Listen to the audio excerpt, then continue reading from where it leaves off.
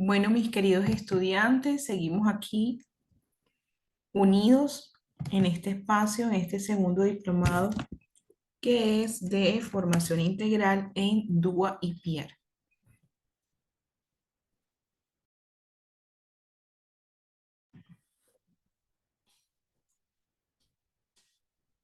Ya espero que se reactiven, me dejen un mensajito allí para saber que estamos aquí conectados. En estas primeras dos clases habíamos abordado las generalidades del DUA y hoy vamos a iniciar con el abordaje de las generalidades del PIAR. Y vamos a ver quién me saluda. Evin, Milena, Janet, buenas noches.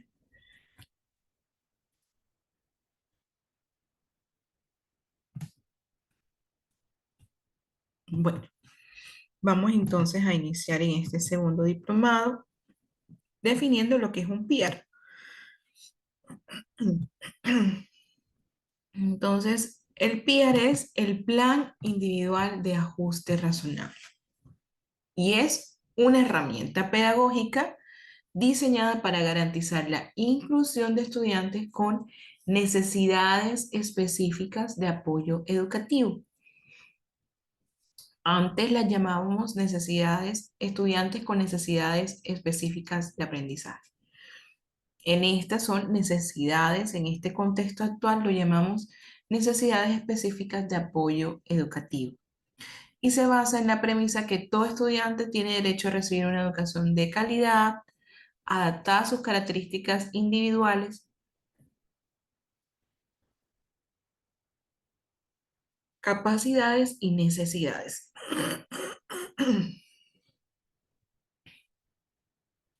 El PIAR entonces es un documento flexible, no es algo rígido, no es algo que queda solo en el papel. El PIAR tiene que ser una realidad y es personalizado. Ya sabemos que el mismo término de individual nos dice que va personalizado y es para cada estudiante que así lo requiere, que establecen ajustes razonables necesarios para que un estudiante con necesidades educativas de aprendizaje puedan acceder, participar y progresar en el currículo escolar. Estos ajustes pueden ser de diversa índole. Incluyen modificaciones en los métodos de enseñanza, en materiales, evaluaciones y otros aspectos.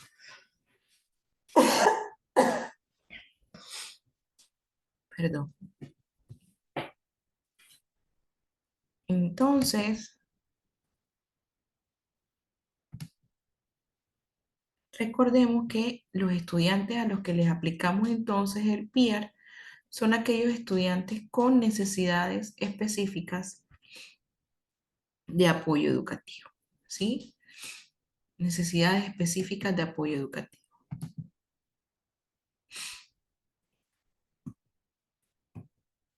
El PIAR tiene unos objetivos y esos objetivos son favorecer la equidad educativa, adaptar el currículo escolar, promover la autonomía y desarrollo personal. Aquí estos objetivos están resaltados porque vamos a profundizar sobre cada uno de ellos.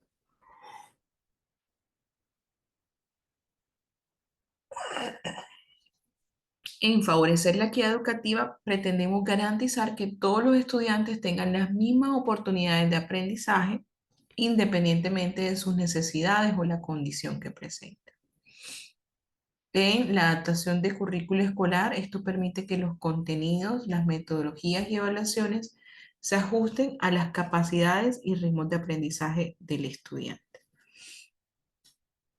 Y en el promover la autonomía y desarrollo personal, facilitar el aprendizaje significativo y la integración del estudiante a la comunidad educativa.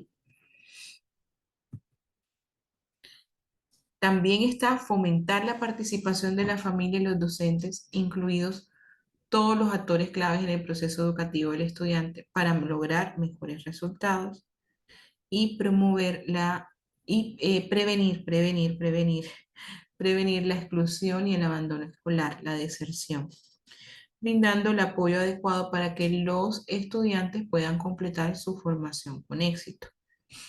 En definitiva, estos objetivos del PIAR están para garantizar una educación inclusiva, equitativa y de calidad, permitiendo que todos los estudiantes puedan desarrollar su potencial al máximo dentro del sistema educativo.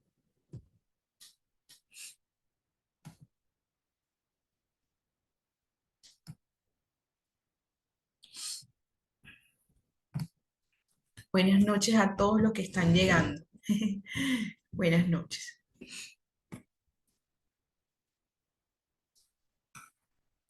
Bien, hemos iniciado y voy a repetir un poquito esta parte. Hemos iniciado ya el abordaje del PIAR. Recordemos que en las dos clases anteriores abordamos todo lo relacionado al DUA.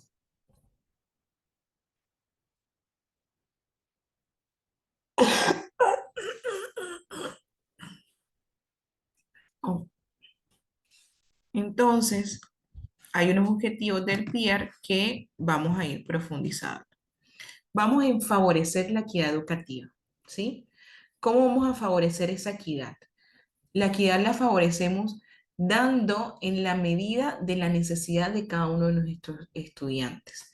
La equidad educativa no es darle lo mismo a todos o brindar el mismo beneficio, para que lo veamos en términos de beneficio, a todos nuestros estudiantes, sino que debe variar con respecto a cada una de sus necesidades.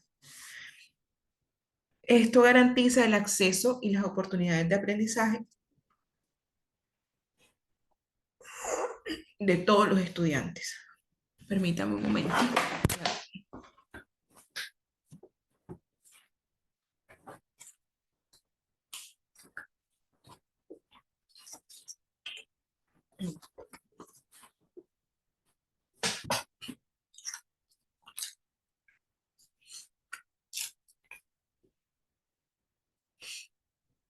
Entonces, hay algunas estrategias claves para lograr esa equidad educativa.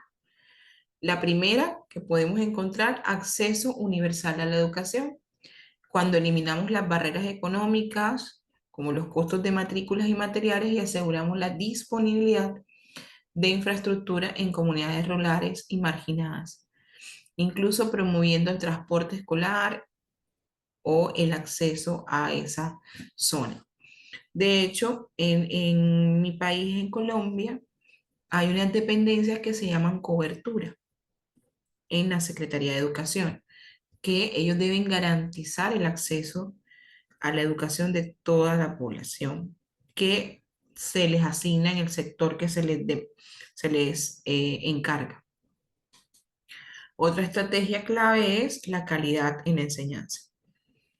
Capacitar continuamente a los docentes para atender la diversidad en el aula, utilizando métodos de enseñanza inclusivos y adaptativos.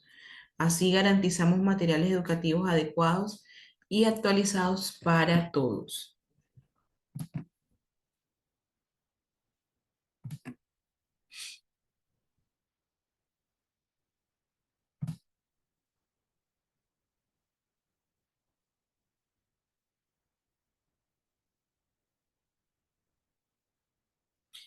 Ok, ya les doy lo del grupo.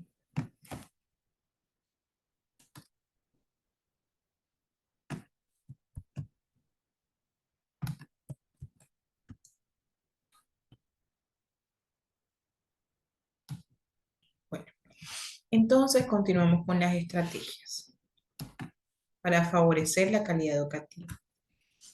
Otra es inclusión y apoyo de grupos vulnerables. Diseñar programas específicos para estudiantes con discapacidad.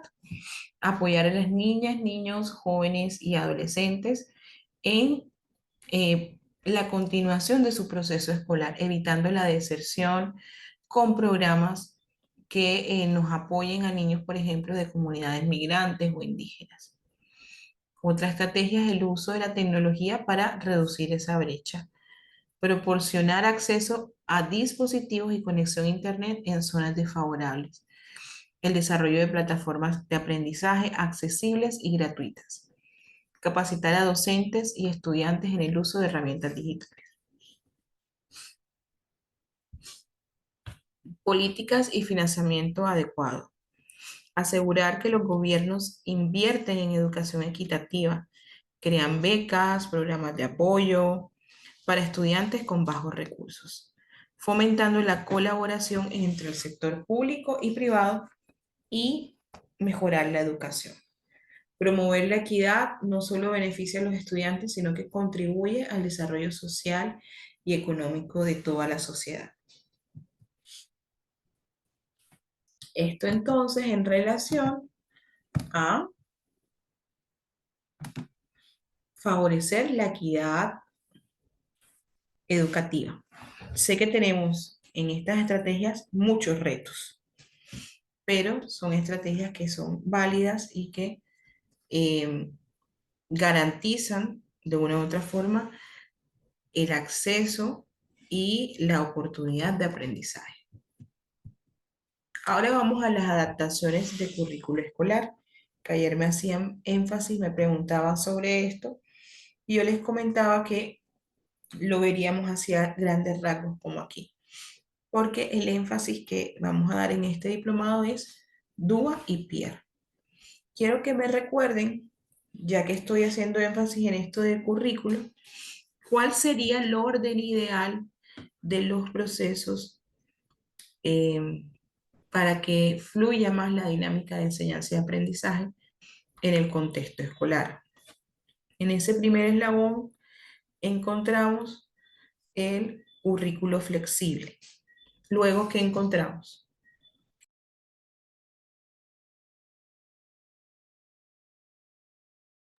¿Me responden, por favor? Luego del currículo flexible, ¿qué encontramos?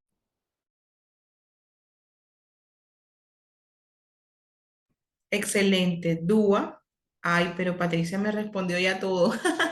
DUA, luego ajustes razonables y luego PI.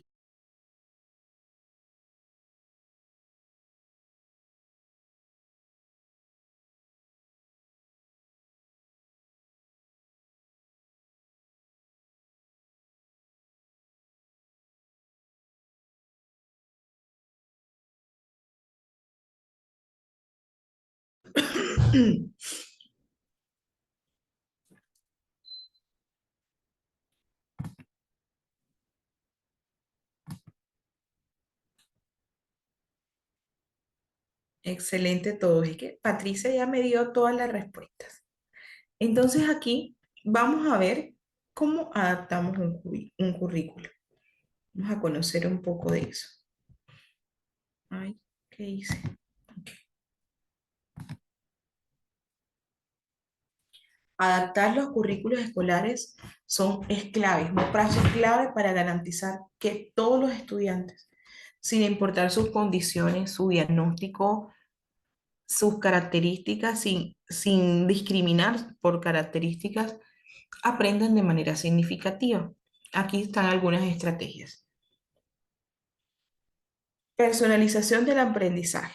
Implementar metodologías flexibles que permitan a los estudiantes avanzar según su ritmo, incluir estrategias de enseñanza diferenciada según las necesidades y estilos de aprendizaje, incorporar actividades prácticas, colaborativas y basadas en la realidad del estudiante, inclusión de diversidad cultural y social, asegurar que los contenidos reflejan la diversidad de culturas, idiomas y perspectivas, adaptar materiales para incluir ejemplos y referencias relevantes para cada comunidad, fomentar la enseñanza de lenguas indígenas o maternas cuando así sea necesario. Educación para la vida y el siglo XXI. Integrar habilidades socioemocionales, pensamiento crítico y creatividad en el currículo. Fomentar el aprendizaje basado en proyectos y en resolución de problemas reales. Incluir educación en tecnología y digitalización para preparar a los estudiantes para el futuro. Este factor aquí es clave para la adaptación de los currículos. La flexibilización y accesibilidad es cuando adaptamos los materiales para estudiantes con discapacidad, ya sea por braille, audiolibros, herramientas digitales accesibles. Crear programas de aprendizaje híbrido o a distancia para quienes no pueden asistir presencialmente y permitir diferentes formas de evaluar con relación a esos estilos de comunicación del aprendizaje, de expresión oral, escrita o manipulativo, que es lo kinestésico, que es a través de los proyectos, para respetar la diversidad de habilidades. El enfoque en equidad de género y derechos humanos, incluir educación en igualdad de género y prevención de la violencia. Promover la participación equitativa de los niños y niñas en todas las áreas del conocimiento. Enseñar sobre derechos humanos y valores democráticos desde una edad temprana. Un currículo adaptado no solo mejora el aprendizaje de cada estudiante, sino que también contribuye a una sociedad más justa e inclusiva. Bien, y el tercer objetivo del que íbamos a profundizar, ¿quién me recuerda cuál fue el primer objetivo y cuál fue el segundo que acabamos de ver? Escríbamelo allí.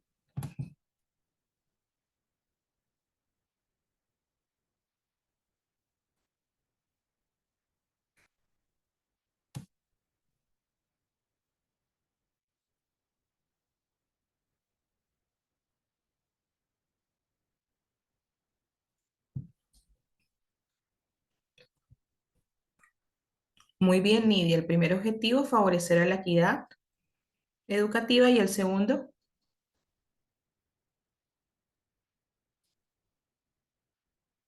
el que acabamos de ver, adaptar el currículo. Excelente, Milena. Dice Zoila, el PIAR es una herramienta, documentos exclusivos en Colombia y en otros países puede decirse otro nombre, recibir otro nombre. Sí, Zoila, en otros países el PIAR recibe otro nombre, pero como es un documento que podemos trazar una ruta, una guía para desarrollarlo, es aplicable eh, en contenido a nivel universal. Mira, Zoila dice DIAC en Ecuador.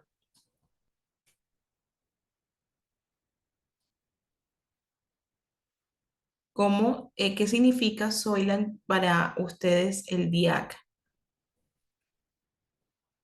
Diseño individual de ajustes curriculares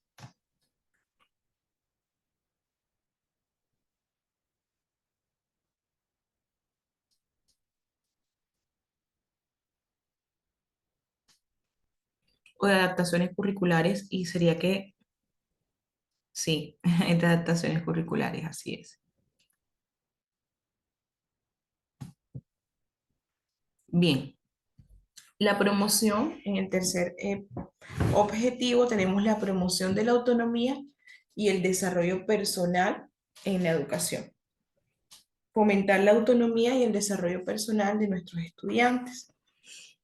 Em, para que se conviertan en ciudadanos críticos, responsables y capaces de enfrentar los desafíos de la vida. Aquí algunas estrategias: el aprendizaje basado en la autonomía, fomentar la autoevaluación, la metacognición, para que los estudiantes reflexionen sobre su propio aprendizaje, ofrecerles opciones de actividades y proyectos para que los alumnos elijan según sus intereses y habilidades, utilizar metodologías como el aprendizaje basado en proyectos o por indagación, donde los estudiantes asumen un rol activo. Yo no sé si ustedes están percibiendo que en los contenidos de las estrategias del PIAR está implícito el DUA, los principios del DUA. Me contestan si se han dado cuenta, sí o no. Solamente eso.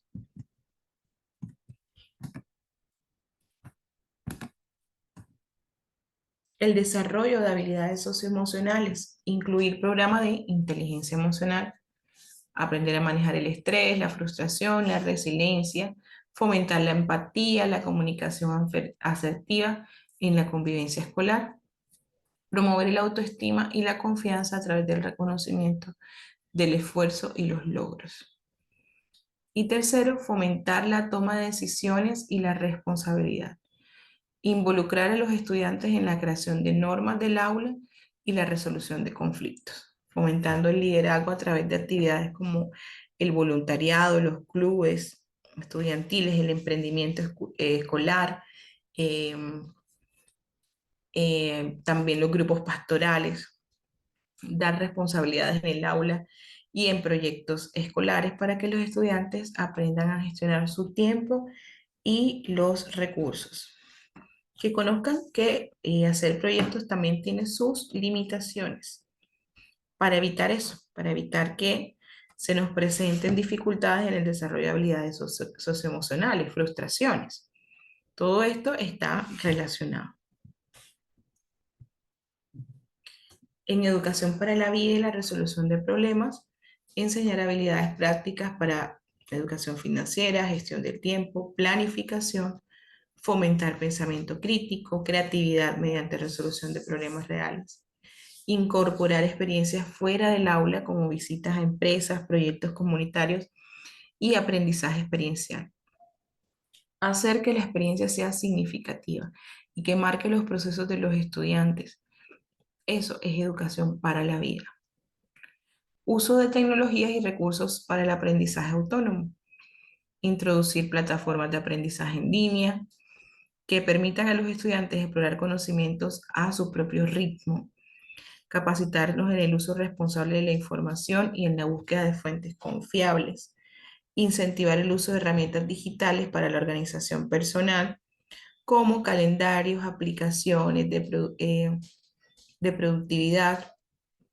Promover la autonomía en la educación no solo mejora el desempeño académico, sino que prepara a los estudiantes para ser adultos independientes, capaces de tomar decisiones y adaptarse al mundo que es cambiante.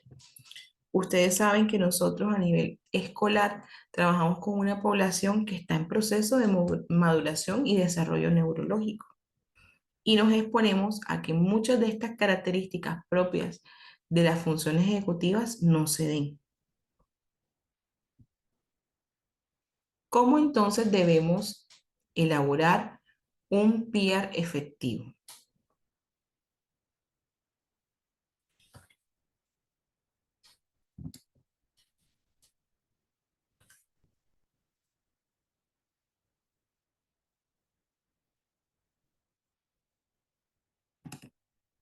¿Cómo vemos entonces un PR efectivo?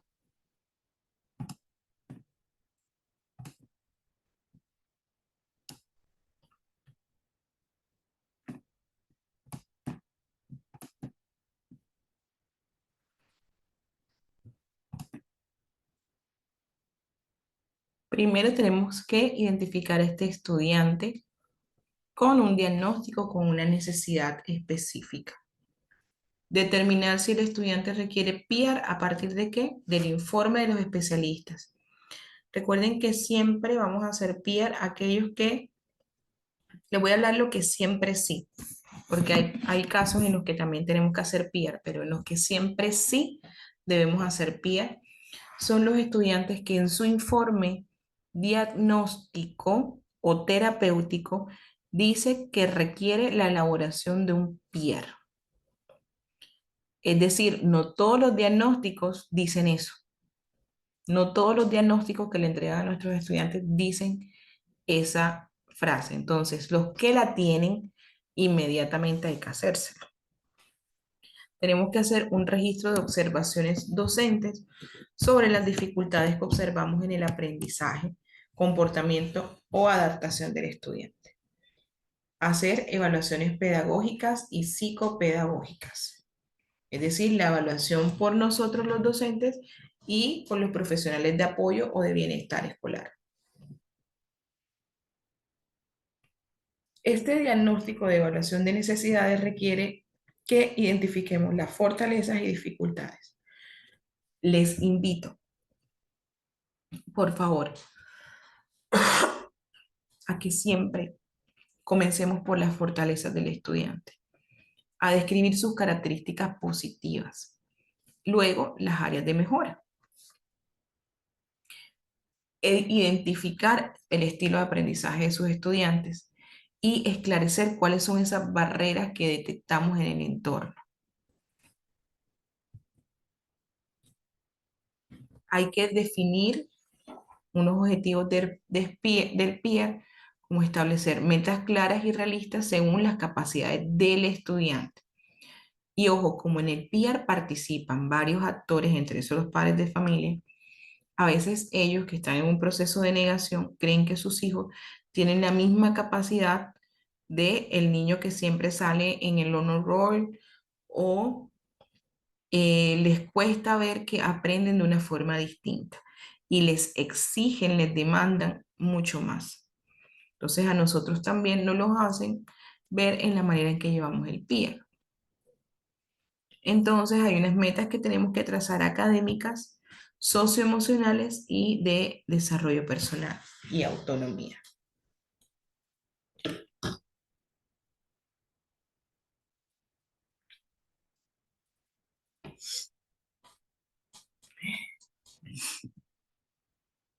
El diseño de ajustes razonables, tenemos que identificar en él y aplicar estrategias que faciliten el aprendizaje desde las metodológicas, que son en las actividades, en enseñanza multisensorial, que ayer la vimos, que es a través de todos los sentidos, y en el refuerzo positivo.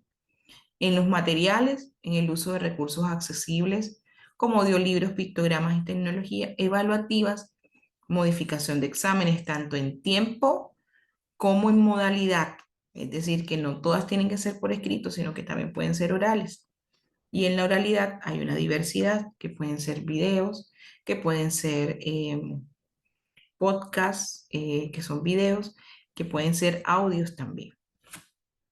Y el ambiente social, escolar, que tengan espacios accesibles, que contemos con apoyo para nosotros los docentes y demás compañeros.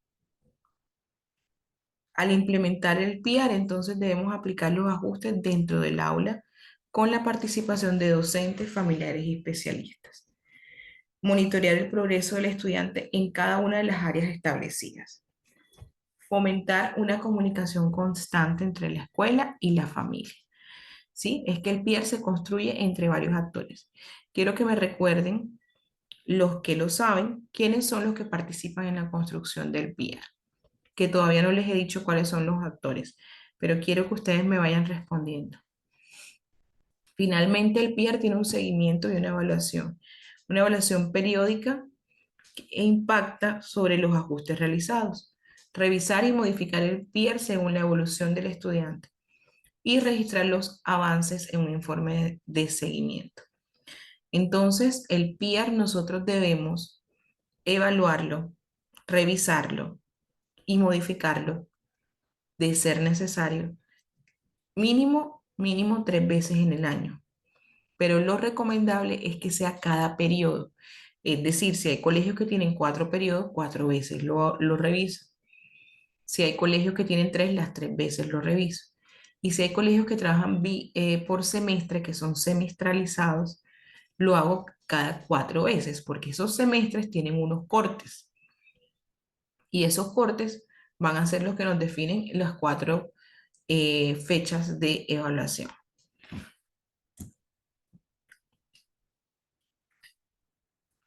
Un PIAR efectivo es aquel que se adapta de manera flexible a las necesidades del estudiante, promoviendo su desarrollo integral y garantizando su derecho a una educación inclusiva.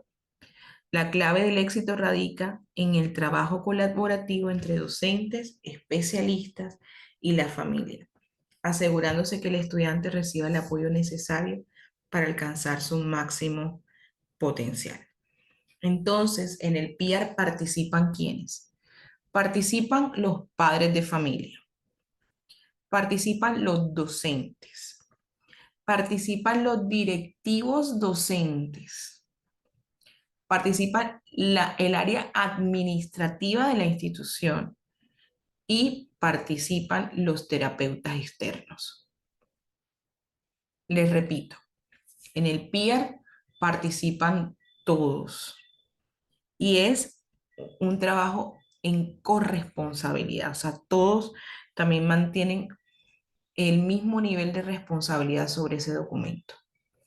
Padres de familia, docentes, directivos docentes, administración del colegio y los terapeutas externos. Recuerden que partimos de un insumo. ¿Qué insumo nosotros necesitamos para partir que vamos a hacer un PIA?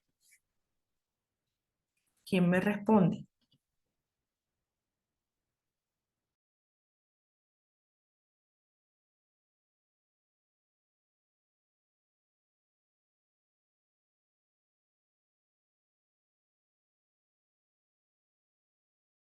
Están aquí, mis queridos estudiantes. ¿De qué insumo partimos? Del diagnóstico. Ujú.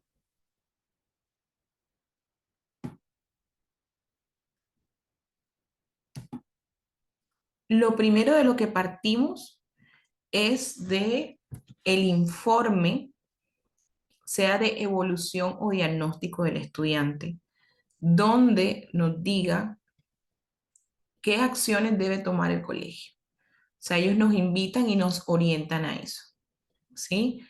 Luego, para implementarlo, sí tenemos que caracterizar al estudiante, que vamos a ver ese orden, caracterizar al estudiante, hacer la valoración pedagógica y psicopedagógica y finalmente implementar los ajustes. Entonces, las adaptaciones curriculares y ajustes razonables también están para garantizar una educación inclusiva y equitativa. Es fundamental hacer adaptaciones curriculares y aplicar ajustes razonables. Estas estrategias permiten que los estudiantes con necesidades específicas de apoyo educativo puedan acceder al currículo y progresar de acuerdo con sus capacidades. Hay dos tipos de adaptaciones curriculares. Hay adaptaciones que pueden ser no significativas y adaptaciones que son significativas.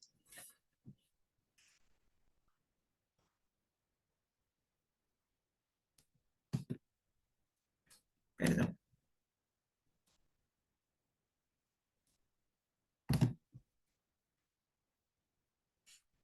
Les voy a pedir, porfa, un segundito. Denme un segundito que necesito. Ya estoy aquí. Tuve un incidente de salud y aquí vuelvo.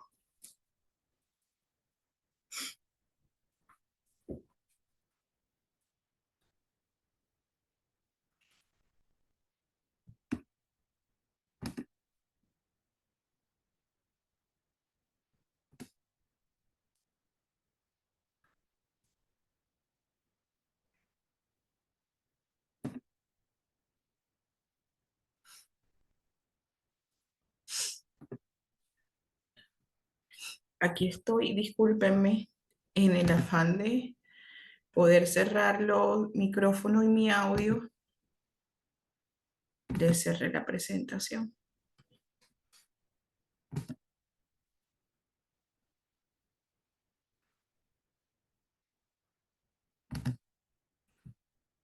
Me disculpo porque se me presentó una situación de salud. Acá, saben, ayer que estaba un poquito malita y bueno, estornudé con sangre y otras cosas me pasaron, pero aquí ya solucioné rapidito. Bien, quedamos entonces en los tipos de ajustes que tenemos en el PIR. Me confirman si me pueden escuchar, por favor.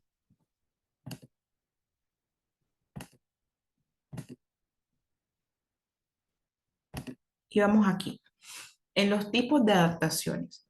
Tenemos entonces dos tipos de adaptaciones que son las adaptaciones curriculares y las adaptaciones. En las adaptaciones curriculares, perdón, tenemos la no significativa y la significativa. Las no significativas son sin modificación de objetivos de aprendizaje. Y las significativas es cuando ajustamos los objetivos y contenidos. Las no significativas no se ven reflejadas en un boletín o un informe de valoración del estudiante. En cambio, las significativas sí. Por ejemplo, las no significativas que ustedes van a enseñar a multiplicar la tabla del 2. A este estudiante logra aprender la tabla del 2, pero con unos ajustes importantes. Es decir, ustedes le segmentan la tarea, le dan más tiempo, pero logra cumplir el objetivo. Y en la significativa, el estudiante no puede multiplicar por 2, les toca devolverse a la tabla del 1. Y en la tabla del 1 ustedes se dan cuenta de otro tipo de procesos que falta reforzar de pronto de las sumas. Entonces ahí les toca hacer unos ajustes importantes. Entonces, con este ejemplo de las no significativas, que esas no se ven reflejadas en el boletín, en el informe valorativo de los estudiantes, ya sea donde se varíe el objetivo, el logro o el desempeño, como lo llamen sus instituciones. En las significativas, ese logro, ese objetivo, ese desempeño es diferente a ese estudiante. Entonces hay un ajuste como tal. En las adaptaciones curriculares no significativas podemos tener ejemplos de, aquí se enfoca en ajustar la metodología, los materiales, la evaluación sin modificar los objetivos esenciales del currículo. Se aplica cuando el estudiante puede alcanzar los mismos logros de sus compañeros, como el ejemplo que les di de las tablas. Un ejemplo para hacer estas adaptaciones es usar esquemas o mapas conceptuales, ampliación del tiempo para las actividades y evaluación, usar recursos tecnológicos, permitirles el uso de software para lectura o dictados de voz. Y en las adaptaciones curriculares significativas, aquí sí se modifican los objetivos, contenidos y criterios de evaluación. Se diseñan para los estudiantes con unas necesidades más profundas. Ejemplo, reducción o simplificación del contenido, cuando hacemos una segmentación también del contenido. Priorización del aprendizaje funcional, es decir, priorizamos sobre qué debe ir primero en ese eslabón del aprendizaje, como en el ejemplo que les di de las tablas de multiplicar que tuvieron que devolverse a la tabla del 1 y en la del 1 encontraron que habían falencias en sumas, por ejemplo, en adiciones. Y la flexibilidad de la planificación de actividades. Quiero saber si están aquí.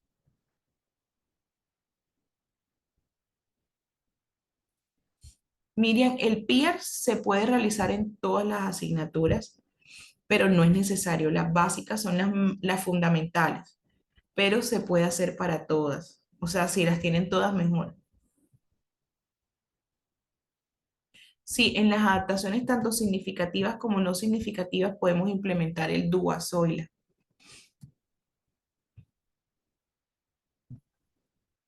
Gracias, Luz. Gracias, Rocío. Miriam, gracias. Bien. Entonces, en un boletín, en un informe valorativo, ¿qué se refleja? ¿Las adaptaciones curriculares significativas o las no significativas? Me responden así en el chat, en el boletín, en el informe que hacemos, en que se le entrega al padre de familia. Se reflejan las significativas. Muy bien, mi Dianita, Luz, Miriam, todos los que me están diciendo. Excelente, excelente. Son las significativas.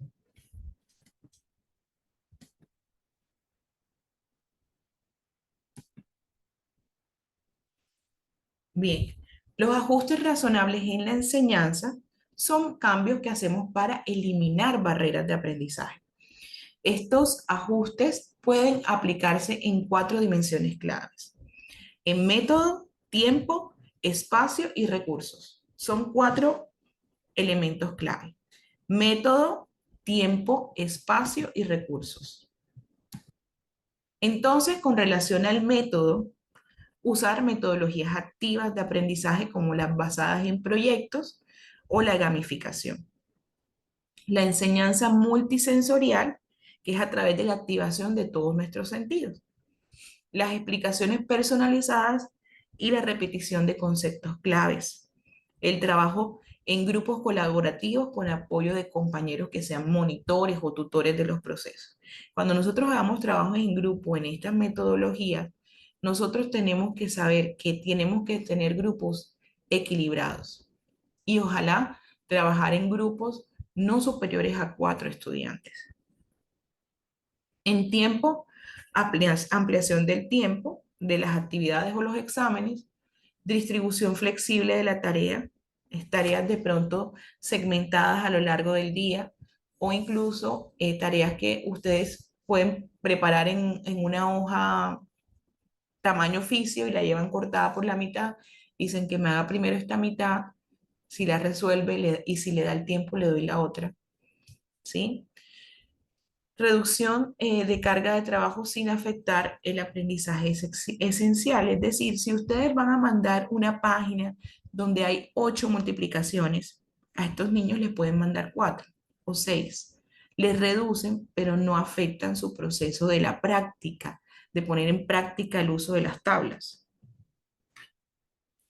En espacio, ubicarlos en una área preferencial en el aula, sea cerca del docente o cerca al tablero, lejos, eso sí, lejos de ventanas, puertas, lockers, todo lo que sea distractor para ellos. Microondas, hay colegios que tienen los microondas dentro, entonces se ponen a jugar con eso o a verse en el reflejo de ese microondas, lejos de lo que los pueda distraer. Ambientes accesibles para estudiantes con movilidad reducida, espacios tranquilos para actividades individuales o de regulación emocional. A veces no es necesario que los espacios tengan, ya por norma, todos los espacios deben tener ramplas, ¿verdad? Pero en esto es importante la pedagogía que nosotros hagamos. Por ejemplo, yo no sé si les conté que yo laboro en un colegio desde las 6:30 de la mañana hasta las 4:30 de la tarde. Y en el colegio yo tengo estudiantes con movilidad reducida, pero la pedagogía que uno hace con los estudiantes cobra mucho más valor que la misma rampla física. Por ejemplo, los salones tienen que estar despejados, sin maletines entre las filas, que pueda ser un ambiente agradable, que permita el desplazamiento. Si es para estos estudiantes, más para nosotros vamos a sentir la comodidad en el desplazamiento. Perdón. Más vamos a sentir nosotros también la comodidad en el desplazamiento. Espacios tranquilos para actividades individuales y de regulación emocional. ¿Sí? Nosotros a veces dentro del aula podemos tener unos espacios como el rincón de la paz o el rincón de la reflexión o el rincón de lectura incluso, que sean espacios que estén diseñados dentro del aula para que puedan los estudiantes regularse emocionalmente. Porque estos niños, nuestros niños con dificultades, tienden a tener una inmadurez en relación a la regulación emocional. Les cuesta mucho más gestionar sus emociones. Se frustran con más facilidad. Y en recursos y materiales, el uso de materiales accesibles. Audiolibros, pictogramas, textos braille. Y yo no sé si se han dado cuenta, he identificado que ya la mayoría de libros, de textos que uno compra a nivel escolar, vienen con su propia plataforma. Y la plataforma trae los textos también digitales y trae opciones para la lectura de esos textos.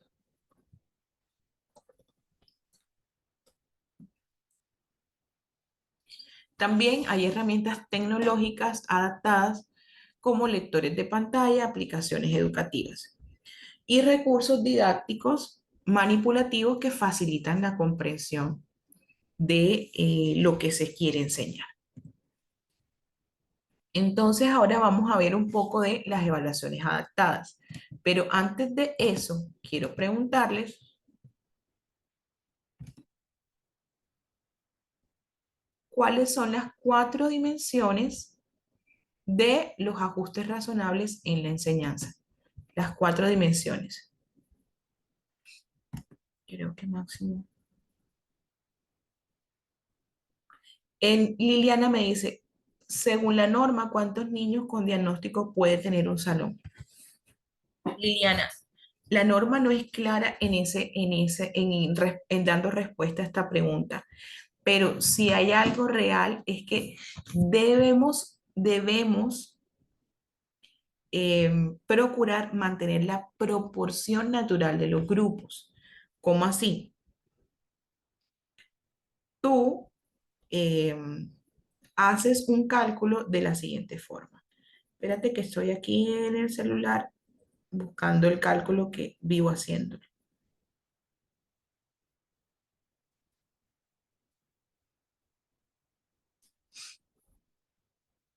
Dice, para lograr un proceso de educación inclusiva, sostenible y de calidad, es recomendable conservar un porcentaje de estudiantes con discapacidad en el salón, intentando proteger la proporción natural al máximo y no superarla en un 10%. Esto es una recomendación de un experto que me asesora en estos procesos. Miren, en un chat, no es inteligencia artificial. Y la persona que me asesora en temas de inclusión para las instituciones educativas donde yo laboro. Si tienes 14 estudiantes, el 10% es 1,4, pero no hay 1,4 estudiantes. Podrías tener máximo 2, Liliana.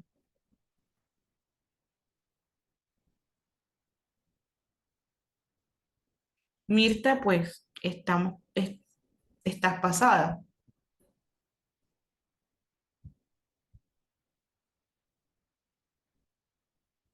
Gracias, Sandra, por responder mi pregunta. Método, tiempo, espacio y recursos. Muy bien. Miriam, en el aula, en el aula. Y eso en sumatoria te va a dar también en el colegio. Bien. Ahora vamos a las evaluaciones adaptadas. Para valorar el aprendizaje de los estudiantes de manera justa, pueden implementarse diferentes estrategias de evaluación, como son las orales en vez de escritas, el uso de rúbricas flexibles con criterios adaptados. Y esto lo hacemos es que cuando pensamos sobre una evaluación distinta, no se nos olvide hacer una rúbrica distinta para evaluarlos, porque a veces diseñamos los exámenes distintos y usamos la misma rúbrica, o sea, en la misma unidad de medida, y esa regla tiene que variar, no puede ser la misma. Hacer exámenes con apoyo visual y preguntas simplificadas. Tareas alternativas como presentaciones o proyectos prácticos. Las adaptaciones curriculares y ajustes razonables son fundamentales para garantizar que cada estudiante tenga acceso a una educación de calidad. Aplicar estas estrategias permite no solo mejorar el rendimiento académico de nuestros estudiantes, sino mantenerlos motivados, interesados, promovemos su autoestima y su participación activa en el proceso de aprendizaje, ¿sí? Porque ellos se desmotivan con mucha facilidad y su participación parece que nos tocara forzarla. Y la idea es que ellos se sientan que estamos tocando fibras en ellos y que eso los invita a ellos a participar, a sentirse activos en el proceso. Bien, algunas adaptaciones en el aula y la evaluación. Son estrategias fundamentales para garantizar ese acceso equitativo al aprendizaje en relación a los estudiantes con necesidades específicas de apoyo educativo. Estas modificaciones permiten que todos los estudiantes puedan desarrollar sus habilidades de acuerdo a sus capacidades y ritmos de aprendizaje. Bien, ¿quién me dice qué significa NEAE?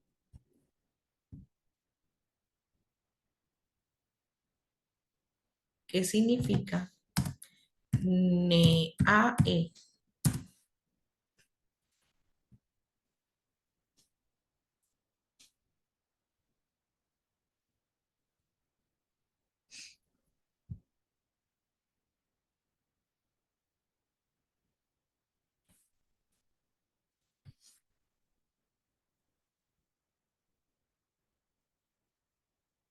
Excelente, Inés. Necesidades específicas de apoyo educativo.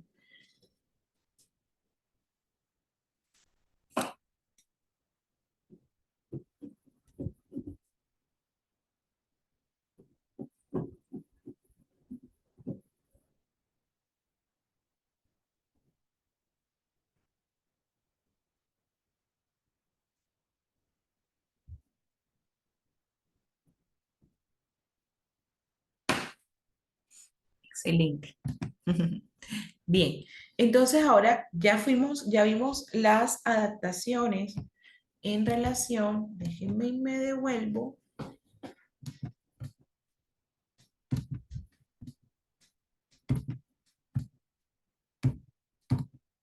Ya vimos las cuatro dimensiones claves para hacer ajustes razonables. Ahora vamos a cómo lo hacemos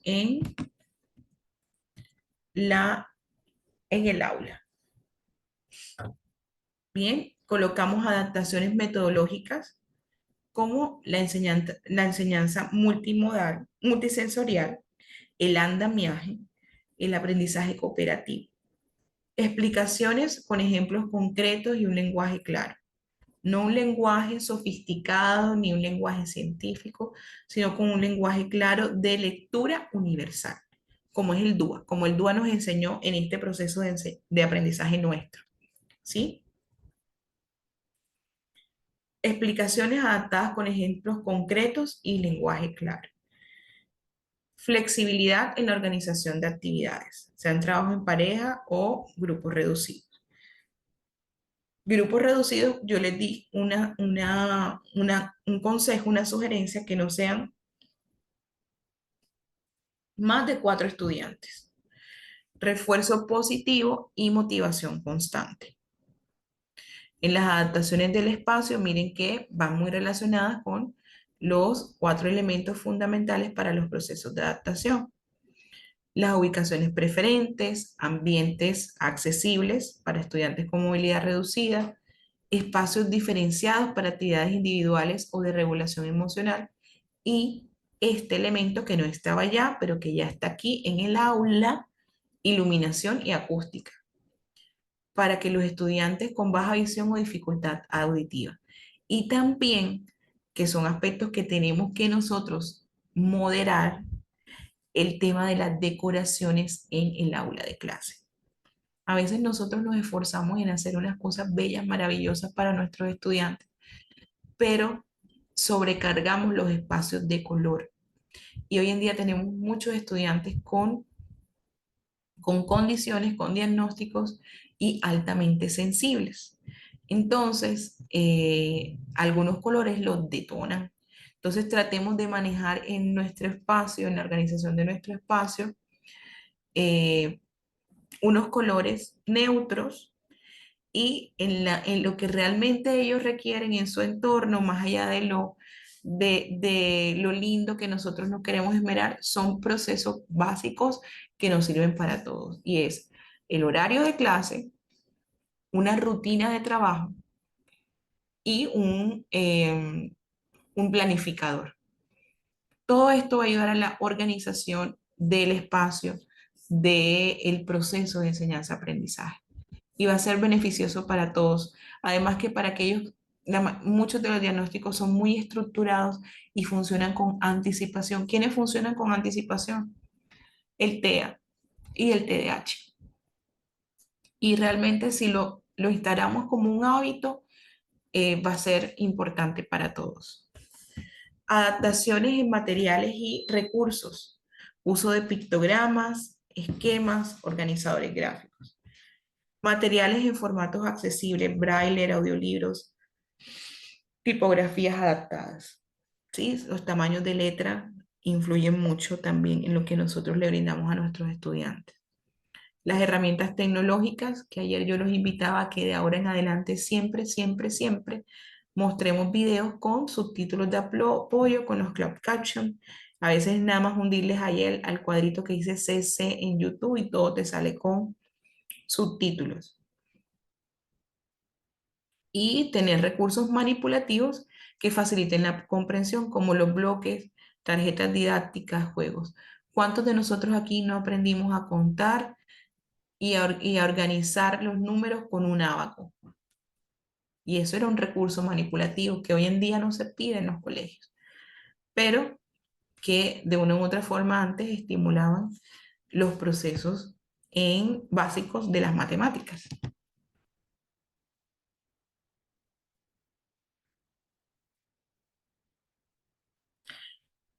Ana Luz me dice, los estudiantes que no tienen diagnóstico se les realiza PIA.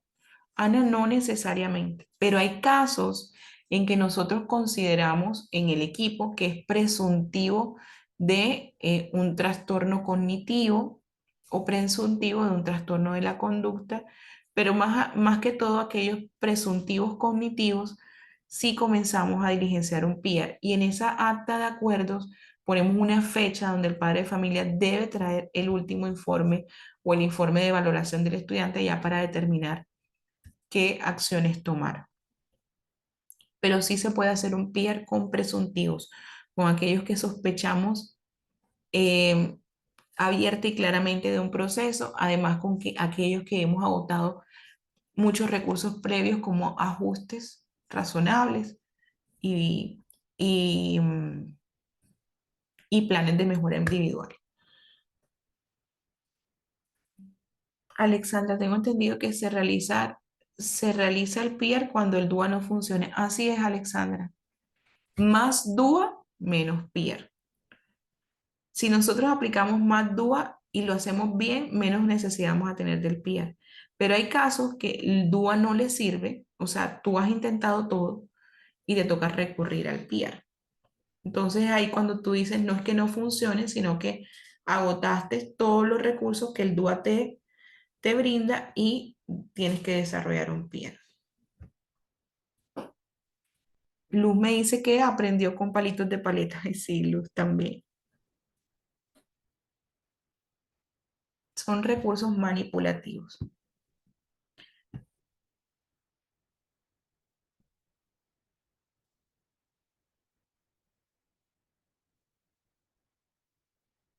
Ujú. Bien, continuamos entonces. Adaptaciones en la evaluación, entonces adaptamos los formatos de evaluación. Usamos preguntas con apoyo visual, esquemas, diferentes estilos de preguntas. Permitimos las evaluaciones orales, exámenes de respuesta múltiple y desarrollo guiado. A veces dejamos la pregunta ahí abierta, ni la guiamos, no orientamos. Y diferentes alternativas de exámenes como proyectos, exposiciones, portafolios. Adaptaciones en los criterios de evaluación. Priorización de aprendizajes esenciales en lugar de cubrir todos los contenidos. Evaluación del esfuerzo y progreso más que solo los resultados finales. Recordemos que la evaluación es un proceso, no un único momento. Sí, hay un único momento que nos determina cómo estamos, cómo vamos, pero es un proceso, no un único momento. Uso de rúbricas flexibles con criterios adaptados a las capacidades de los estudiantes. En las adaptaciones de tiempo y el entorno está el tiempo para responder los exámenes o completar las tareas se amplía, se fracciona o se segmenta las tareas, un entorno tranquilo y libre de distracciones durante las evaluaciones. Las adaptaciones en el aula entonces nos permiten que nuestros estudiantes puedan aprender y demostrar sus conocimientos sin limitaciones. Esta en sí es la clave de la flexibilidad y la personalización de la enseñanza para que cada estudiante tenga una experiencia educativa exitosa. Bien, ¿cómo vamos hasta aquí, clase? Déjenme saber, porfa.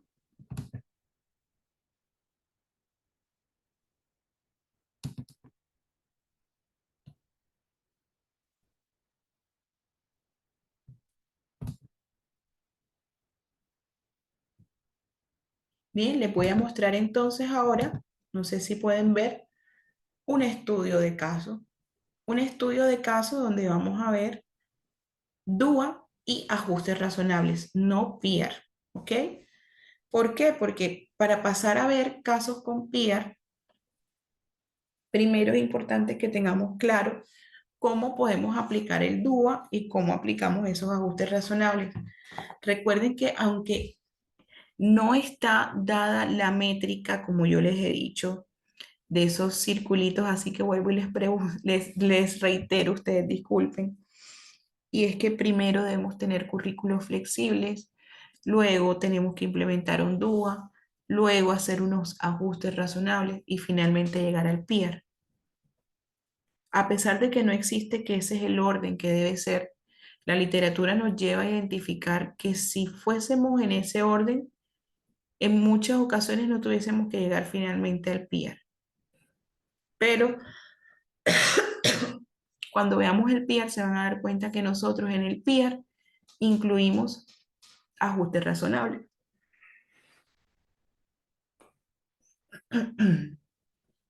Entonces, veamos un estudio de caso. Esto es un estudio de caso. Recuerden que el DUA no tiene un formato.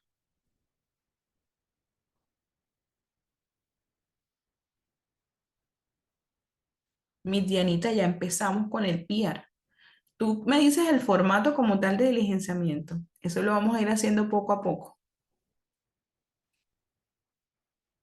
De hecho, en los materiales del curso, si ustedes finalmente toman el curso, yo les mando un modelo de PIR diligenciado, que no alcanzamos pues a verlo. No sé si alcancemos a verlo. Ya este curso lo he dictado antes, pero yo les muestro cómo trabajar un PIR desde algunos diagnósticos.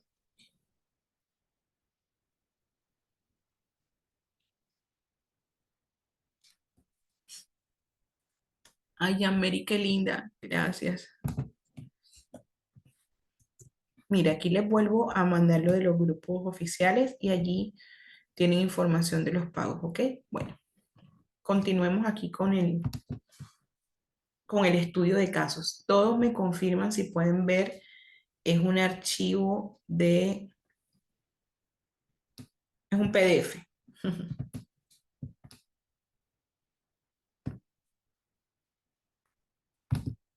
Me confirman, sí, sí, sí. No, no, no se ve. No se ve. Déjenme dejar de compartir y volver a compartir.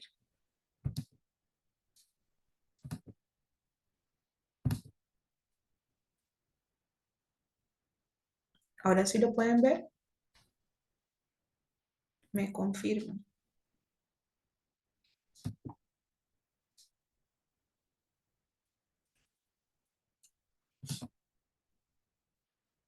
Ya, ahora sí. Ok. Bien, vamos a ver un estudio de caso. Recuerden, como les digo, el DUA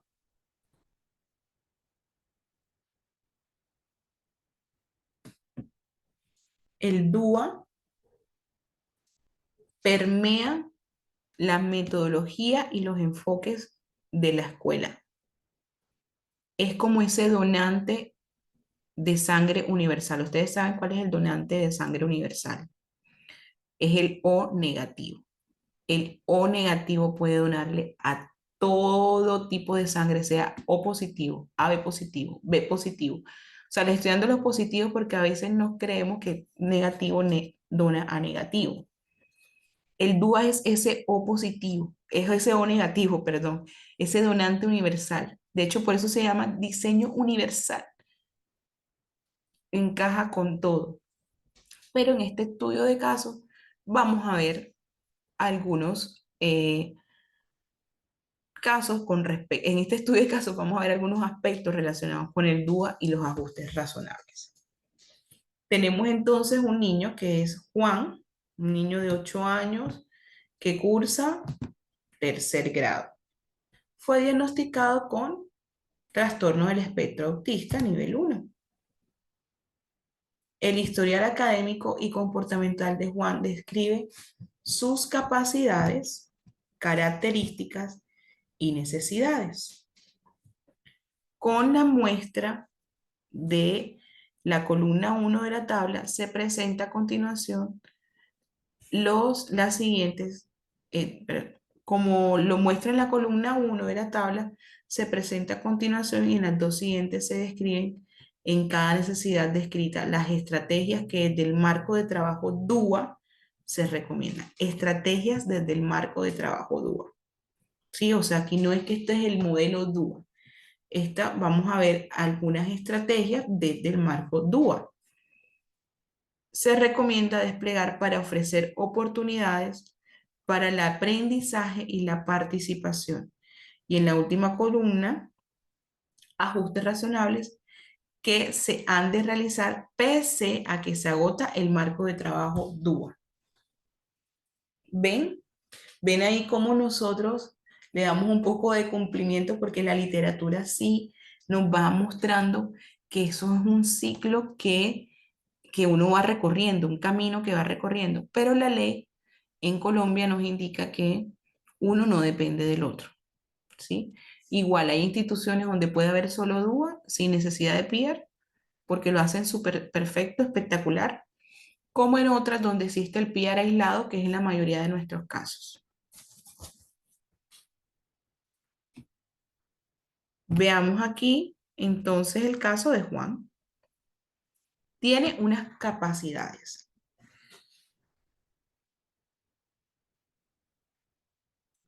Son intereses y habilidades. Interés en conocimiento de temas específicos asociados con trenes y rompecabezas. Aquí se permitió al profe conocerlo y determinar cuál es su pasión, cuál es su foco de interés. Habilidad para la resolución de problemas. Y posee una memoria visual excepcional. El DUA permite desplegar metodología de trabajo por proyectos, que permite vincular las formas de expresión de interés a los aprendices para responder preguntas que intenta develar el proyecto, empleando distintos formatos: videos, audios, material concreto manipulable, libros, rompecabezas, a través de los cuales se presenta la información. Entonces, en estas capacidades e intereses o habilidades, perdón, intereses y habilidades, eh, no hay un ajuste razonable, ¿sí? Simplemente nos reafirma que el DUA le va a permitir poner en marcha estos intereses a través de la metodología de trabajo por proyecto. ¿Vamos bien hasta allí?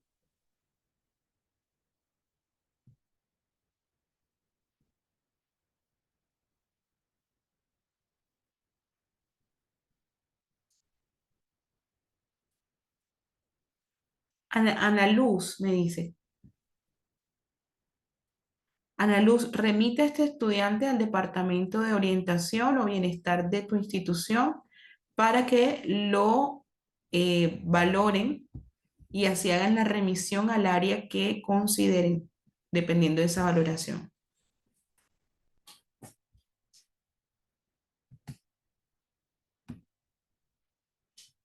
Dianita, sí, hay un receptor universal, es el AB positivo.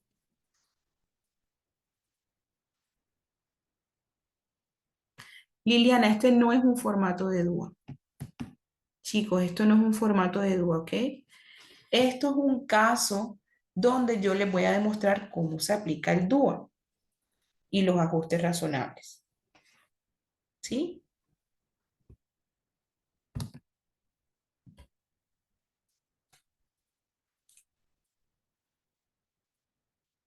Vamos entonces claros hasta aquí en estas de capacidades donde describimos los intereses y las habilidades de nuestros estudiantes. No es necesario un peer, porque el DUA nos invita a reconocer y valorar esos intereses específicos, esas habilidades y esas fortalezas y nos recomienda poder desplegar con este estudiante una metodología de trabajo por proyectos. Por proyecto.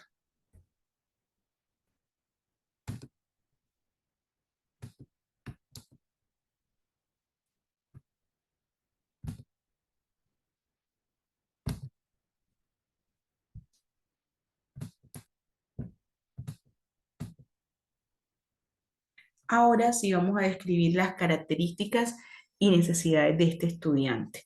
Este estudiante, les recuerdo, para los que acaban de ingresar, que es Juan, un niño de 8 años de tercer grado y tiene un diagnóstico de trastorno del espectro autista.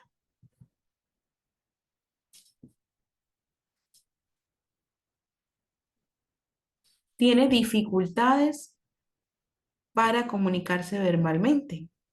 Específicamente necesita comunicar sus ideas y necesidades y pensamientos. Es decir, en esta dificultad esto está impedido.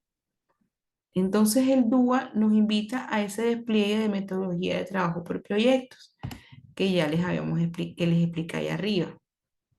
También nos invita a implementar estrategias de trabajo cooperativo. Este en relación al otro punto, espérense aquí. Entonces, se mantiene el desplegar metodología de trabajo por proyectos. Aquí sí hay que hacer una adaptación porque en esta estrategia, cuando se despliega por proyectos, el estudiante aún no logra comunicar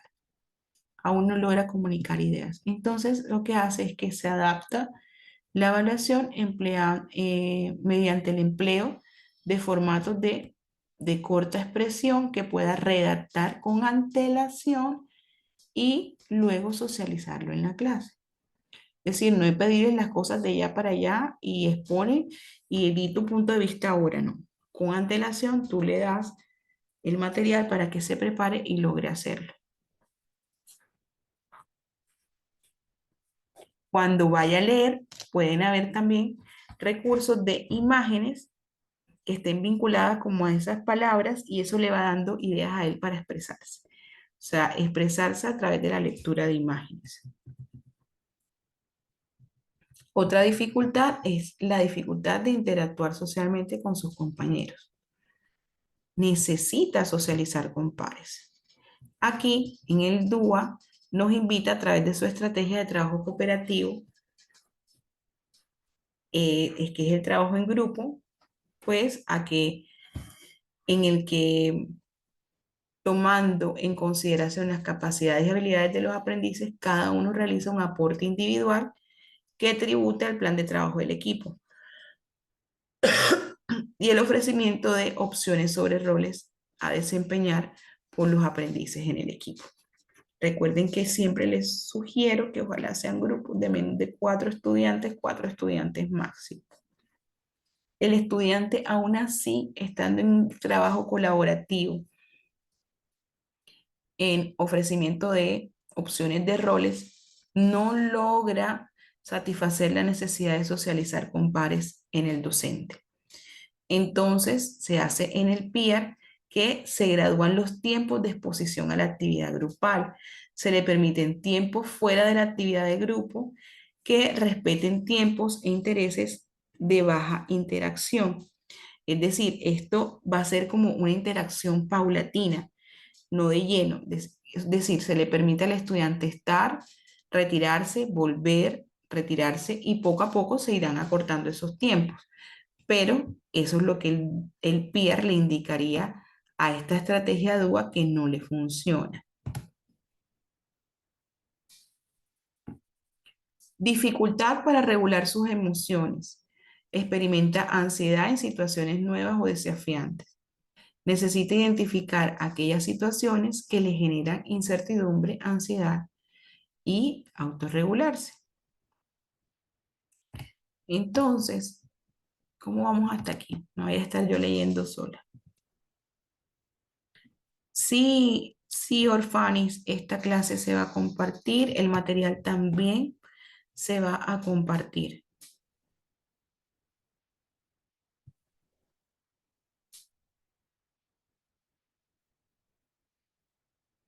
Listo. Claro que esto que les estoy compartiendo, esos van los materiales que se entregan en el curso, ¿oyeron? Este caso. Y esto les da muchas luces a ustedes hasta para hacer el PIR, van a ver cuando veamos el PIR. Bien, entonces en esta necesidad de regular emociones y el control de la ansiedad, porque saben que se frustra con facilidad, el DUA dice explorar con los aprendices cómo se sienten y cuáles son los recursos de apoyo que ellos usan, de acuerdo a su estilo de aprendizaje, o sea, con todos los niños. La anticipación de materiales a emplear para el desarrollo de actividades. Miren que la anticipación que funciona mucho en los niños con TEA, el DUA dice, hagámoslo. Utilizar agendas, calendarios visuales, procedimientos de ordenamiento secuencial y gráfico de actividades para programar entrega de evaluaciones y trabajo. Retroalimentar los desarrollos y desempeños de actividades. Proporcionar expresión de tiempo para el desarrollo de ellas, acorde con su ritmo y estilo de aprendizaje. Miren que aquí el DUA está directamente relacionado con sus principios. Esto no se logra con el estudiante, no logramos que identifique entonces aquellas situaciones que le generan incertidumbre y ansiedad. Entonces tenemos que hacer un ajuste razonable. Y el ajuste razonable es interrumpir la actividad cuando el estudiante se muestra con altos niveles de ansiedad que requieren de una pronta intervención del profesor. Por ejemplo, cuando se encuentra en crisis, de dar al estudiante el tiempo fuera de la actividad o del salón para que se autorregule. Asignar entrega de avances previos a la actividad final, es decir, con él manejar unos tiempos más allá de los anticipatorios, para que valoren el alcance de las metas propuestas de la actividad y permitan acciones de mejora inmediatas. Bien. La dificultad para mantener la atención en tareas específicas durante periodos prolongados. Centrar su atención, centrar su atención en la tarea que deje ejecutar en el momento inmediatamente después de la instrucción del docente o el tutor y el seguir instrucciones. Eso le cuesta. Entonces el DUA dice organizar el espacio físico y generar el ambiente de aprendizaje que favorezca mantener la atención focalizada en la tarea, saber qué está haciendo y si se usan computadores, cerrar las páginas, web, los juegos, en fin. Regular el uso del celular mientras realiza tareas. Ofrecer guías de apoyo para el desarrollo de actividades. Entregar lista de chequeo para que se automonitoree. Y esto parece que tiene, por la misma redacción del documento, parece que sí influye en el proceso del aprendizaje, pero no logra, o sea, el DUA sí influye positivamente en su proceso, pero no logra que el estudiante centre su atención en la tarea que ejecuta. Entonces tenemos allí que graduar tiempos de exposición a la actividad, fragmentar el desarrollo de las actividades en pasos que puedan ir entregándose gradualmente, o sea, no de sopetón.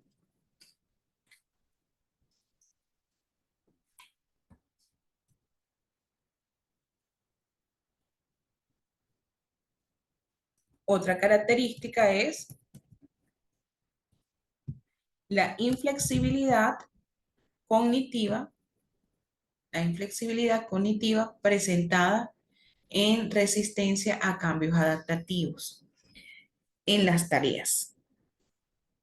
Él tiene que vencer la resistencia al cambio, bien sea en la instrucción o en la tarea, para que le permita realizar cambios adaptativos. Sabemos que esto es algo que nos cuesta mucho, muchísimo con nuestros niños con TEA. Entonces el DUA nos dice permitir que trabaje le permitir trabajarle en áreas de interés, proporcionándoles indicaciones claras y precisas para los trabajos. Por ejemplo, cómo consultar las fuentes, excepción del trabajo, extensión del trabajo, consignas concisas y puntuales. Indicación del propósito de cada actividad, cuánto dura y qué se espera que del estudiante. Por ejemplo, hacer uso de la rúbrica y la expresión de la misma. Ser claros y precisos en las instrucciones segmentadas para la realización y entrega de trabajos. Por ejemplo, instrucciones fraccionadas, paso uno, paso 2, paso 3, a través de una guía. Si esto no nos funciona, que el DUA nos sugiere, entonces nos toca hacer un ajuste y es estructura y rutinas claras. Establecer una rutina clara y predecible puede ayudar al niño a anticipar a los cambios y a la transición. Utilizar horarios visibles o calendarios para mostrar las actividades diarias y los eventos próximos. ¿Se acuerdan que eso se lo compartí ahora que veíamos PIER, de cómo ambientar en temas de espacio, cómo adaptar los espacios en el aula? Esto les permite proporcionar una sensación de seguridad, control y confianza. Proporcionar tiempos adicionales para que el niño se ajuste a los cambios entre actividades o tareas. Esto puede incluir advertencias anticipadas sobre cambios próximos y la oportunidad de completar una actividad antes de pasar a la siguiente. Bien, este es un estudio de casos entonces donde podemos ver cómo un niño con este diagnóstico, con estas características, tiene las posibilidades de que se le aplique un DUA y si este no funciona, irnos a esos ajustes razonables. ¿Cómo vamos hasta aquí? Mi Dianita, sí, es necesario que en ese proceso de caracterización del estudiante logremos identificar cuáles son los detonantes.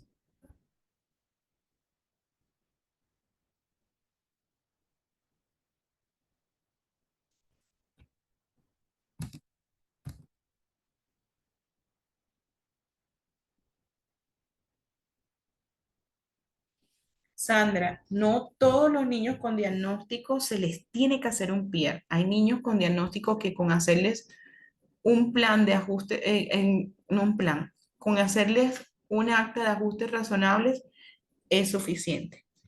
Hay casos así y que depende de los diagnósticos. Y como te digo, arrancamos en PIAR en ese informe valorativo diagnóstico que nos dice hacer PIAR. Pero si nosotros tenemos todo bien estructurado y organizado, los papitos de esos estudiantes que no tienen eso, pero tienen un diagnóstico y tienen entonces un acta de ajuste razonable, están tranquilos. Porque es que hay diagnósticos, Dianita, Sandra, perdón, que requieren ajustes no significativos y hay unos diagnósticos que los requieren significativos. Eso depende del caso y del diagnóstico. Sandy, un niño con PIAR puede perder, no debería perder un año. No debería, Sandy. De poder, me imagino que sí puede, porque de seguro faltan los procesos y todo está bien registrado y documentado en el PIAR. Recuerda que al PIAR se le hace seguimiento periódico.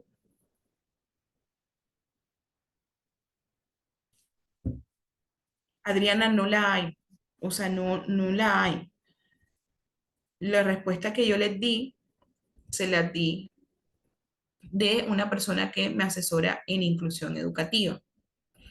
Pero que es importante mantener, bueno, Milena te está respondiendo, importante mantener la proporción natural de los grupos y que eso se logra tratando de no excederse del 10% de los casos en el aula.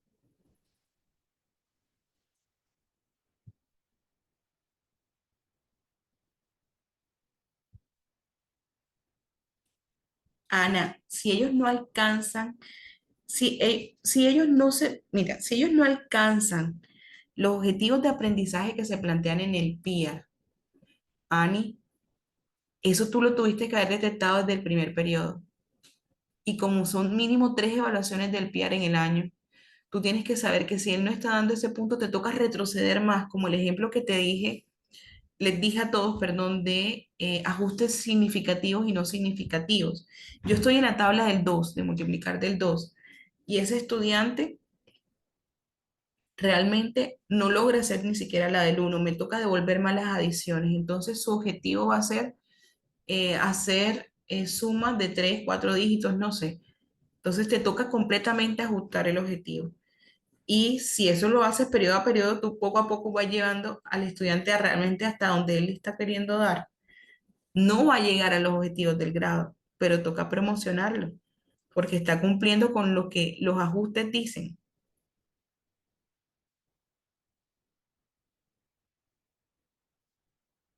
Por eso, como dice Dianita, es difícil con niños con pierda.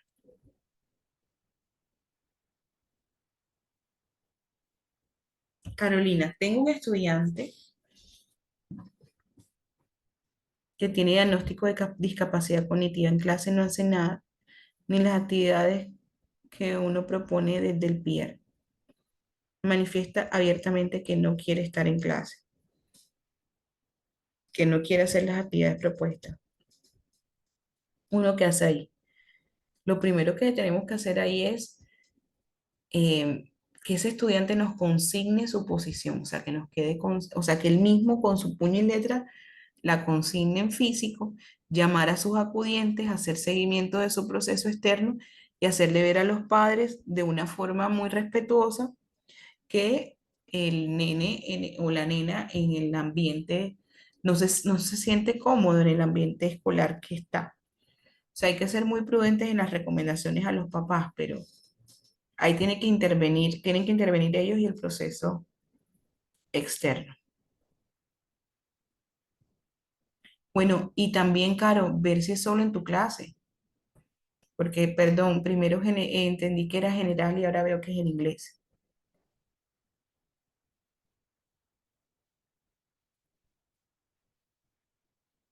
Ah, sí, claro.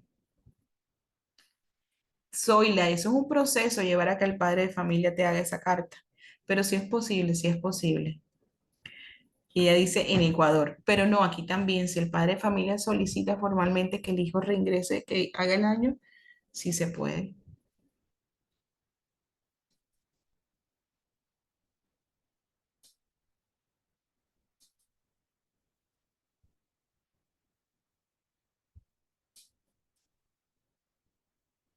Me dice Inés, en el caso que un estudiante que tiene dificultad cognitiva leve y que responda académicamente mejor que los normales, por valoración del psicoeducador, no catalogarlo, ¿qué puede hacer ya que sus padres no están de acuerdo en esto?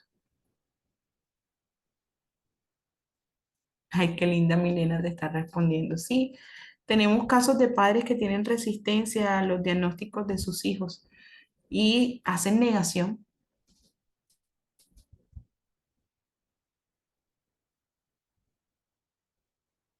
Caro, tienen que reunirse, Carolina, tienen que reunirse como docentes de grado y entre todos hacer como un informe descriptivo de cada materia, cómo la ven, para que cuando vengan los papás los socialicen con ellos, pidan el proceso externo y demuestren en eso que cada uno ha escrito también. Ojalá la estudiante escriba cómo ella se siente. O sea, que tengan ustedes también por escrito cómo ella se siente en el colegio.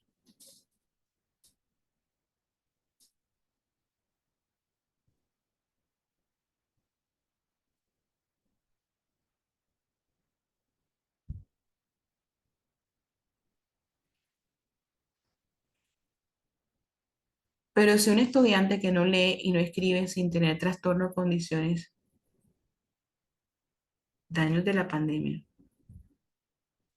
sí, pero hay que revisarlo, porque es que hay una edad, y a pesar de que estuvo la pandemia y demás, hay una edad donde ese proceso debe estar instaurado, el proceso de la lectoescritura, proceso de lectoescritor, y es preocupante. Ahí sí debe haber un diagnóstico, tiene también que ver el neurólogo, el pediatra, todos.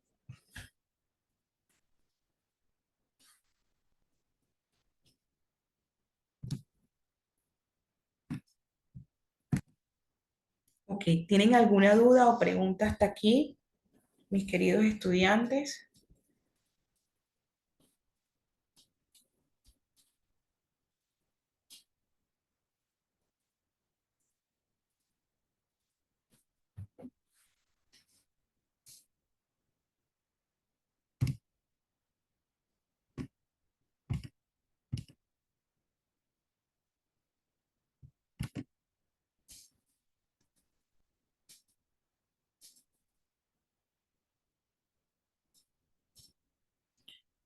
Sí, soy las necesitamos maestros comprometidos y créeme que todos los que estamos aquí estamos comprometidos porque estamos formándonos y mira hasta qué horas para poder hacer.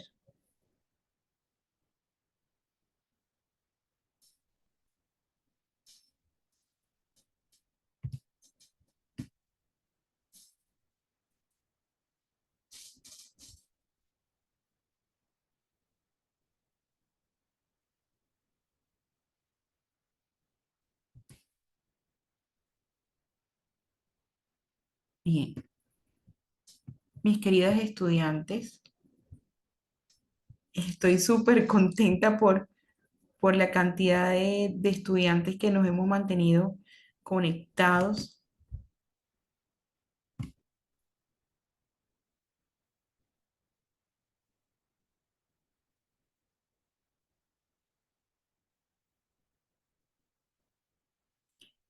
Luz Estela, este diagnóstico que tú me dices es el que hacemos en el diagnóstico pedagógico, el que hacemos en la escuela. Hay que mandarla a evaluar externamente. Externamente es por un psicólogo clínico o un neuropsicólogo que nos evalúe esta nena para identificar si hay algún trastorno o alguna discapacidad, porque ya está en un grado muy avanzado.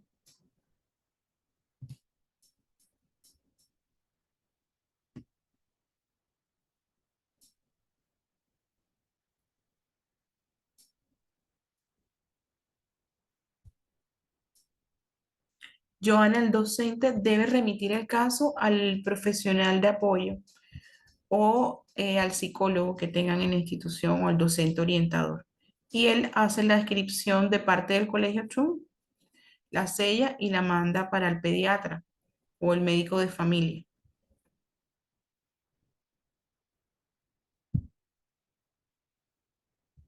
Luz Estela, pero hay que evaluarla. Definitivamente hay que evaluarla. Y si no sale en prueba, debe haber algo neurológico. Es que es raro. 17 años que tengo de estar en colegio, seguramente algo tiene que presentar. Es muy, no, no, nunca me ha pasado, pero puede pasar. Pero en estos 17 años nunca me ha pasado de tener un estudiante donde tengamos unas sospechas tan significativas con respecto a la lectura, el dictado, el reconocimiento de letras y que no tenga nada. Qué linda soy, la sí, la empatía.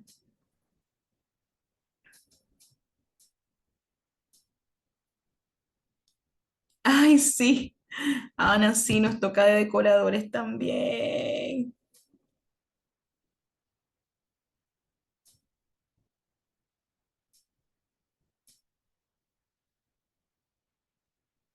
Sí, claro, Leslie, es que tiene que evaluarlas un profesional externo. Me refiero a que la remisión la debe emitir la persona que ejerce el rol de orientador docente o el directivo docente que asume el rol de orientador.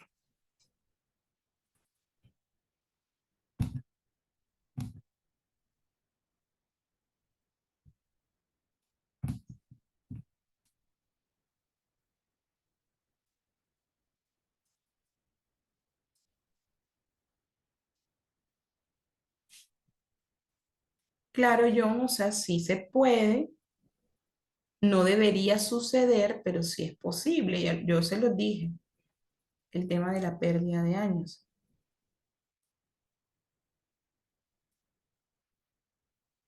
Excelente, Joana. Debe haber una patología de base para los casos que me han preguntado en lectoescritura.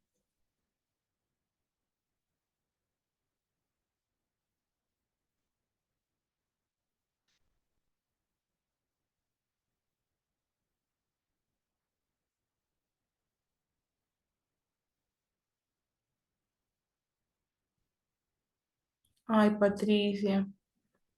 Sí, pero tu esfuerzo y ganas de sacar a tu hijo adelante, mira que lograste diagnosticarlo a tiempo. Por lo tanto, si hubo una intervención temprana, debe haber altos niveles de funcionalidad en este momento en él.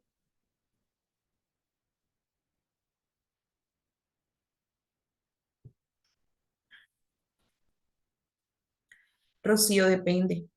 Depende del tipo de retrasos en ese proceso de lectoescritura. Hay diferentes.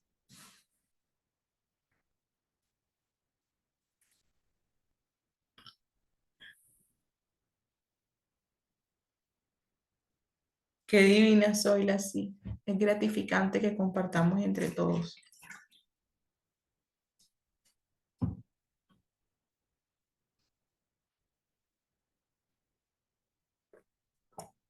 Qué hermoso, Sandy. Es que es posible que lean y escriban.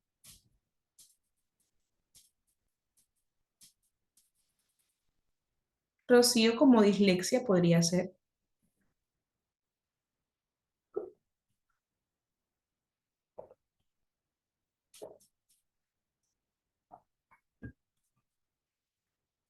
Qué hermoso, Patricia.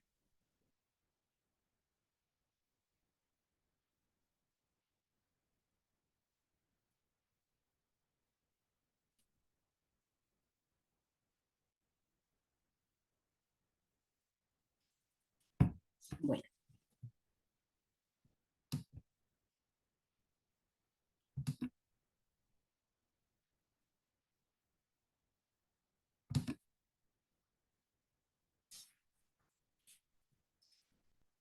bueno, mis queridos estudiantes, entonces mañana espero que nos logremos encontrar.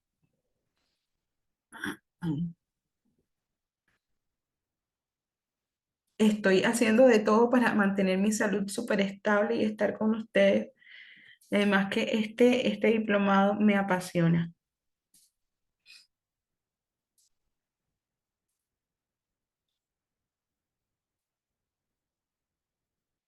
Ah, pero Alexandra, en ese chat tienes que buscar el contacto del administrador para que te dé la orientación de pago.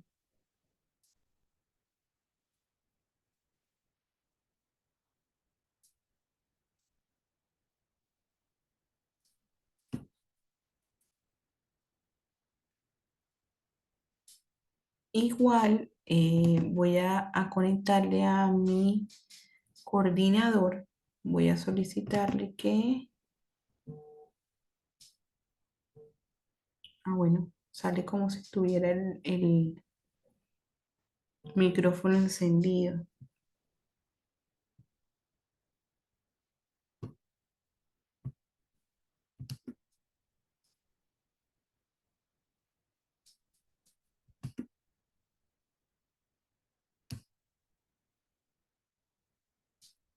Fíjense que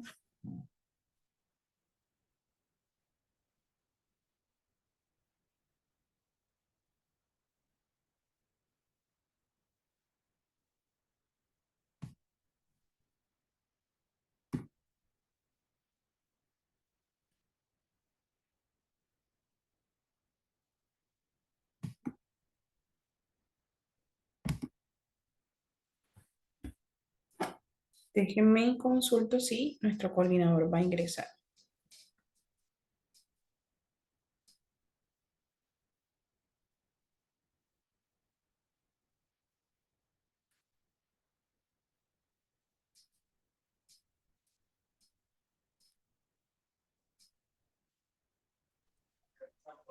Muy buenas noches, compañero. Bueno, muchas gracias a Ya todos. estaba con- escribiéndole a Daniel.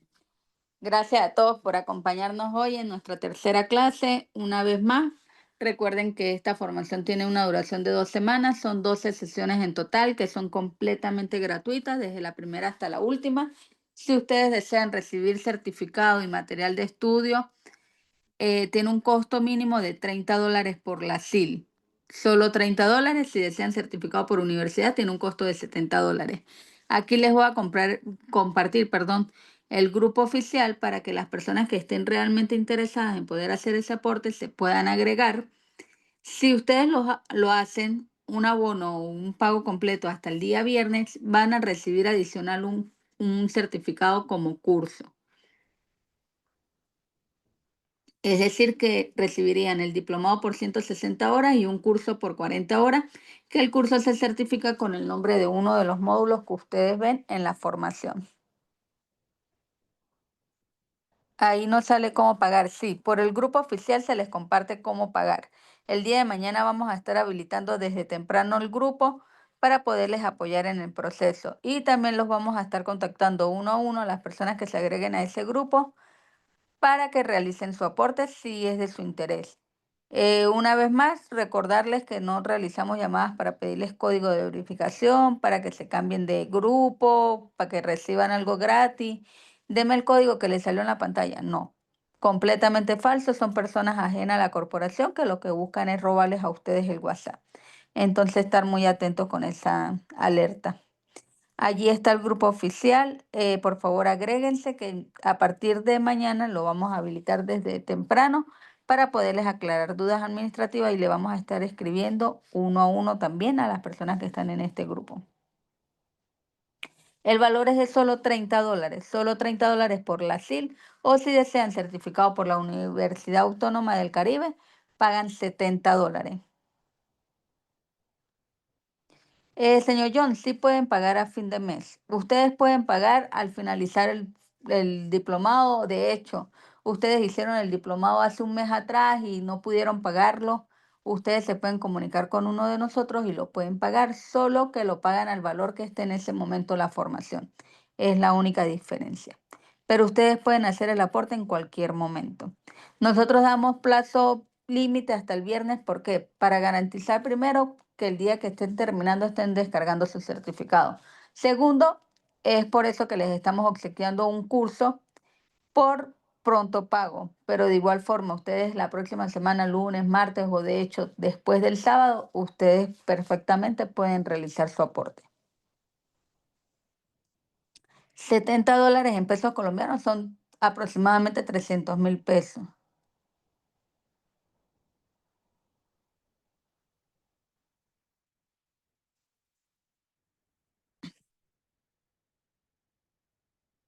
Allí nuevamente les dejo el grupo oficial, compañeros, no les quito más tiempo. Muchas gracias realmente por su participación, por su apoyo que nos dan a la corporación. Recuerden que ustedes son el motor de la corporación. Entonces los esperamos el día de mañana y los esperamos en todas las clases hasta finalizar esta formación. Que descansen, feliz noche. La señora Saraí, que es la asesora encargada, los va a estar contactando.